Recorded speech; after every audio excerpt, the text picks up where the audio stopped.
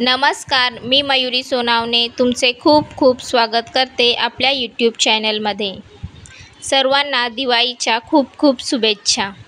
लक्ष्मीपूजनाच्या दिवशी म्हणजेच दिवाळीच्या दिवशी आपल्याला 1 तारखेला कुबेर पोटली, कुबेर कलश घरच्या घरी तयार करायचा आहे. ह्यासाठी तुम्हाला काहीही खर्च करण्याची गरज नाही.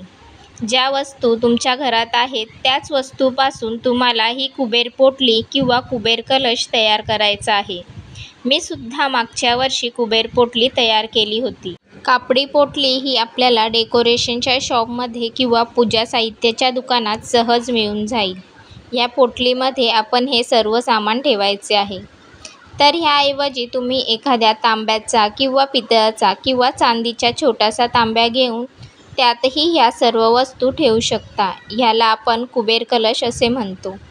ह्या पोटली आणि कलशऐवजी तुम्ही घरातला एखादा रेशमी लाल रंगाचा कापड किंवा सुती रंगाचा कापड घेऊन सुद्धा ह्या सर्व वस्तू त्यात बांधून ठेवू शकता. जे तुम्हाला सोयीचं आहे ते घेऊन हे तुम्ही करू शकता. कुबेर पोटली म्हणजे ह्या सर्व वस्तू घ्यायच्या, एका कपड्यामध्ये, पोटलीमध्ये किंवा कलशामध्ये ठेवायचा आणि त्याचा आपल्याला लाभ होणार आहे का? तर नाही, अजिबात ह्याचा फक्त ठेवून काही लाभ होणार नाही. कारण ह्या सर्व वस्तू आपल्याला सिद्ध करणे, ही पोटली सिद्ध करणे महत्त्वाचे आहे. ती सिद्ध करण्याची जी प्रोसेस आहे तीच मी अगदी व्यवस्थित तुम्हाला सांगणार आहे आणि मागच्या वर्षीच्या पोटलीचे, त्यातील जुन्या वस्तूचे काय करायचे ते सुद्धा सांगणार आहे. त्याचबरोबर फक्त दिवाळीच्या दिवशीच ही पोटली अभिमंत्रित करायची का, सिद्ध करायची का? नाही. भलेही आपण या दिवाळीच्या दिवसात ही पोटली तयार केली आहे, पण त्यानंतर आपण जेव्हा जेव्हा पूजन करतो किंवा पौर्णिमेला सुद्धा तुम्ही ही पोटली सिद्ध करू शकता किंवा जेव्हा जेव्हा विशेष तिथी येतात तेव्हाही ही पोटली तुम्ही सिद्ध करू शकता. मग त्या तेव्हाच आपल्यासाठी काम करत असतात. जेव्हा पण आपण पोटली बनवतो, जेव्हा आपण या वस्तू पोटलीमध्ये, कपड्यामध्ये किंवा एका कलशामध्ये टाकतो, तेव्हा त्या फक्त वस्तू आहेत, त्यांचा आपल्याला काहीच लाभ नाही. ज्यावेळी आपण ह्या वस्तू सिद्ध करतो त्यावेळेस त्या वस्तू आपल्यासाठी काम करतात. तर या कुबेर पोटलीसाठी साहित्य काय घ्यायचं आहे ते लिहून घ्या. तर सर्वात अगोदर यासाठी आपल्याला लागणार आहे दालचिनीचा तुकडा, जी की खड्या मसाल्यामध्ये असते. ती तुम्ही 1 इंच घेऊ शकता, 1 किंवा 2 अशा घेऊ शकता. त्यानंतर तुम्हाला काळी हळद घ्यायची आहे. काळी हळद ही पूजा साहित्याच्या दुकानात सहज मिळेल. मी ही वस्तू सांगत आहे त्या सगळ्या वस्तू तुमच्या घरात असतील तर त्याच तुम्हाला घ्यायच्या आहेत. जर तुम्ही मागच्या वर्षी पोटली बनवलेली असेल तर त्याच वस्तू तुम्हाला घ्यायच्या आहेत. जुनी पोटली फेकून द्यायची, नवीन वस्तू आणायच्या तर असं अजिबात नाही. आता ज्या आपल्याकडे वस्तू असतील ते आपण घेऊ शकतो.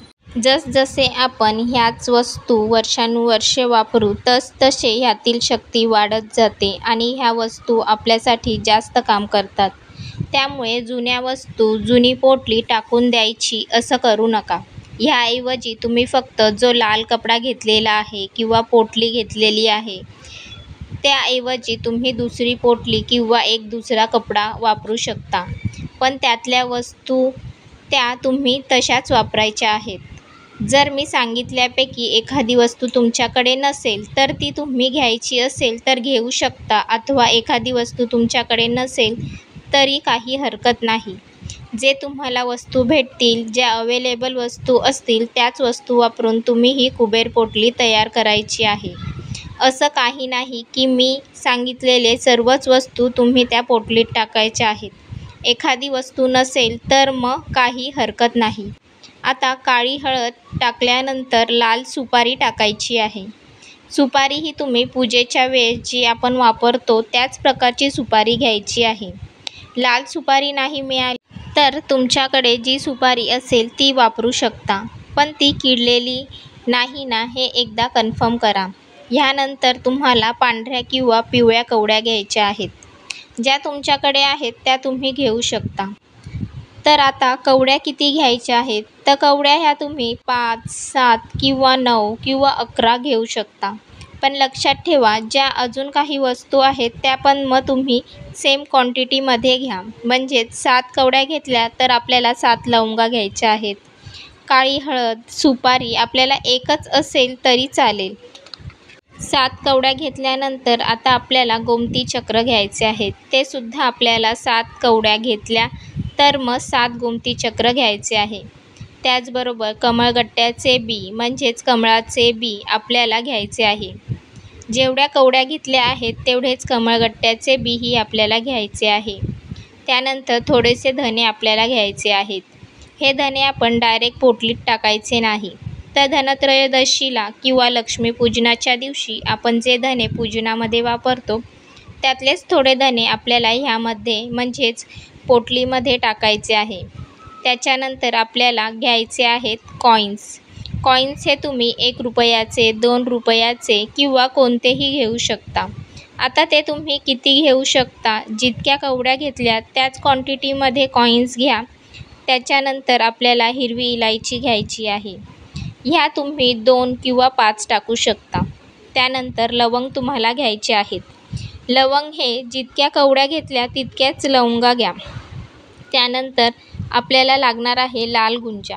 बरेच जण म्हणतात की हे काय असतं, तुम्हाला पूजा साहित्याच्या दुकानात इझिली मिळून जाईल हे. त्यानंतर तुम्हाला हळकुंड घ्यायचं आहे. हळकुंड हे लेकरूवाळ असावं, म्हणजेच त्याला थोडेसे फाटे फुटलेले असावे. ते किडलेले नाही ना ह्याची खात्री करून घ्यावी. आता ह्या सर्व गोष्टी एकत्र करायच्या आणि लक्ष्मीपूजनाच्या दिवशी एका प्लेटमध्ये घ्यायच्या, त्या ठेवायच्या आणि लक्ष्मीपूजनाची मांडणी आपण जिथे केलेली असते तिथे प्लेटमध्ये ठेवायचे. आणि आपण लक्ष्मीपूजनाची सर्व पूजा झाली की मग लक्ष्मीपूजेच्या सोबत ह्या वस्तूंचीही पूजा करायची. ह्यांनाही हळद, कुंकू, अक्षदा, फूल, अगरबत्ती, धूपबत्ती दाखवायची. आता पूजा झाल्यानंतर वेळ येते ह्या सर्व वस्तू सिद्ध करायची. ह्या वस्तू सिद्ध करण्यासाठी सुरुवातीला लक्ष्मीपूजन झाल्यानंतर 1 वेळा विष्णू सहस्त्रनामावली म्हणायची आहे. त्यानंतर 16 वेळा श्रीसूक्तम म्हणायचे आहे. त्यानंतर 15 वेळा फलश्रुती सोडून श्रीसूक्तम म्हणायचे आहे आणि 16 वेळा फलश्रुतीसोबत श्रीसूक्तम म्हणायचे आहे. हे झाल्यावर 16 वेळा किंवा 24 वेळा विष्णू गायत्री मंत्र म्हणायचा आहे. त्यानंतर 16 वेळा लक्ष्मी गायत्री मंत्र म्हणायचा आहे. त्यानंतर 16 वेळा किंवा 24 वेळा किंवा 1 माळ नवार्णव मंत्र म्हणायचा आहे. त्यानंतर 16 वेळा किंवा 24 वेळा किंवा 1 माळ कमलात्मक मंत्र म्हणायचा आहे. आणि तुम्हाला शक्य झालं तर 16 किंवा 24 किंवा 1 माळ व्यंकटेश स्तोत्र म्हणायचं आहे.